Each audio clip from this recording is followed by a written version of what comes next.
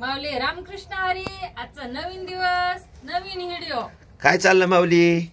काय नाही, आज मी ना आमच्या गच्चीवर वांगे लावलेले आहेत. किती झाड आहे? भरपूर झाड आहे. हे तुळशीचं पण आहे. तुळशीचं पण आहे. आमच्या इथं पांडुरंगाचं मंदिर आहे ना, तर मग ते तुळशीची माळ घालायला यायला लागते. ठीक आहे. समोर काय दिसते आणखी? आणखी इथं बघा अद्रक आहे. वा वा वा, अद्रक सुंदर आहे अद्रक. आपल्या घरच्या घरीच अद्रकची झाडं लावायचे. ऑर्गॅनिक आहे का? हो, आणि खूप छान आहे. असं कसं बिना खत औषध न टाकता ते अद्रक आहे. वांग्याचे झाड आहेत. बघू वांगे. वांगे बघा ना, हे बघा. इकडनं या तुम्ही. इकडं वा वा वा वा, खूप छान आहे वांगे. हे बघा वांगे खरंच अशी वांगी तर शेतामध्ये पण नाही ना. खूप छान, बागायतदाराच्या शेतात पण नाही. वा वा, सुंदर आहे, खूप छान आहे. खूप छान आहे. आणि हे कसं माझी दीदी आणली ना, बरं याची लागवड कशी करता तुम्ही मग? वर म्हणजे काय काय टाकतात त्याच्यामध्ये? काय त्याच्यामध्ये मी ना हे झाड आहेत ना, तर तिचे पानं पडतात ते टाकत असते. असं बनतो आणि त्याला खत घेते. असं दुसरं खत काहीच नाही. आणि समोर फुलं वगैरे कशाची? हे बघा, इथं पण वांगीची झाड आहेत. फुलं आले त्याला. आता हे गौकर्ण्याची झाड आहेत. जे आमची महादेवाचं मंदिर आहे ना, तर पूजेला लागतात. आता मी तोडणार आहे, मंदिरात जाणार आहे. आता माझी मुलगी आली आहे नागपूरहून. कधी आली मुलगी? रक्षाबंधनला. बस रक्षाबंधन. किती छान आहे फुलं तर. वा वा, हे बघा ना इकडून किती सुंदर आहे एकदम. गच्चीवर इतकं करणं म्हणजे सोपं नाही. सारखं बघावं लागतं, पण काळजी घ्यावं लागतं. कांद्याची पात, कोथिंबीर, लहान लेकरासारखी काळजी घ्यावी लागते. इकडे इकडे पण अद्रक लावलेली. अद्रक, अद्रक आणि आणटीला सोबतच आहे तुमचा. टोपले ते असे खाली झाले, काही बकेटी ते फुटल्या. मी त्याच्यात काही पण लावते. इथं कांदे बघा, ही कांद्याची पात आहे. कांद्याची पात ना भडीत बनवणार आहे मी. माझी मुलीला आवडते भडीत का? हो. वा वा. ती नागपूरला राहते ना, तिकडं एवढं काही भेटत नाही ना. भेटतं सगळं, पण अभ्यास समोर तिला काही करता येत नाही ना. असं त्याच्यामुळे मग तिला आता करून खाऊ घालते. उद्या जाणार आहे ती. जास्वंदीचं झाड आहे. तिथं मोगऱ्याचं आहे. तुळस आहे बघा. तुळस खूप लावल्या तुम्ही?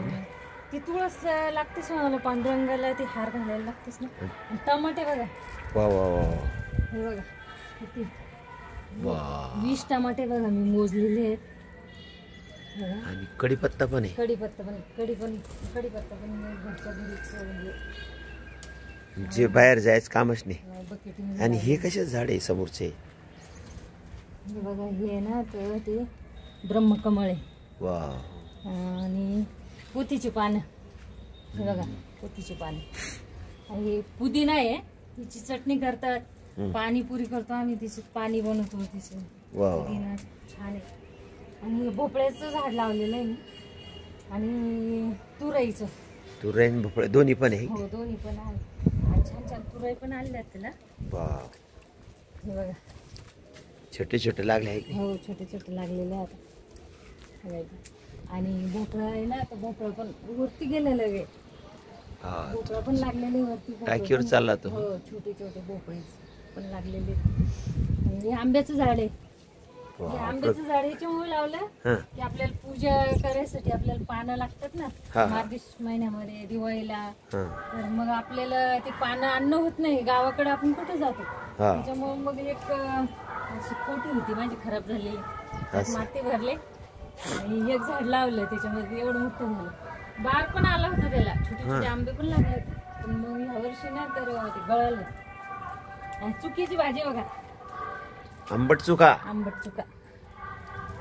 कसं ते माझी मुलं संभाजीनगरला राहतात शिकायला, मुलगी नागपूरला आहे. आम्ही दोघंच राहतो. थोडीशी आमच्या पुरती भाजी निघून जाते.